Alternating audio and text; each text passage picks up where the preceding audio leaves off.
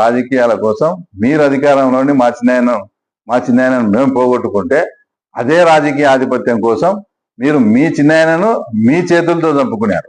టోటల్గా మీకు ఆ చిన్నాయన అనే పదం అంటేనే అచ్చిరానట్టుంది. అది ఏదో ఆ డిక్షనరీలో మీకు సార్ అది మా చిన్నాయనను మేము ఇట్లా పోగొట్టుకుంటే మీ చిన్నాయనను మీరు అట్లా చంపుకున్నారు. ఆ తర్వాత అది మీ బతుకు. అట్లా మేము ఎప్పుడు కూడా బతకలే.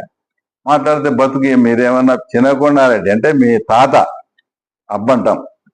ఆయన పని ఏంది? R&Bలో నెంబర్ రాళ్లకు పెయింట్ వేసుకునేది ఆయన అప్పట్లో. ఆ స్థాయి మీది అప్పుడు. ఇంకా నువ్వు ఆ తర్వాత బతుకుల గురించి అది దాని గురించి మాట్లాడతావు. ఆ బతుకుల గురించి మాట్లాడేటప్పుడు నీ పక్కన ఉన్నారు ఇంకా స్టేజ్ మీద, వాళ్ళ గురించి కూడా కొన్ని స్టోరీలు ఉన్నాయి.